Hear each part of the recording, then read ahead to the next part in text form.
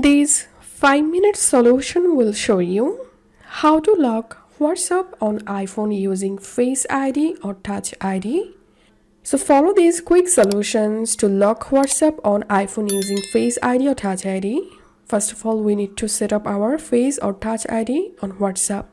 To do that, go to Settings, tap on Face ID and passcode. Enter here your iPhone passcode and set up your Face or Touch ID here. Once done, go to your WhatsApp, tap on Settings, tap on Privacy, tap on Screen Lock, enable Require Face ID, and then I'm going to close my WhatsApp app. And now if I open my WhatsApp app again, as you can see, my WhatsApp has been successfully locked and it's asking to verify using my Face ID or Touch ID. Once I verified, I can access my WhatsApp app.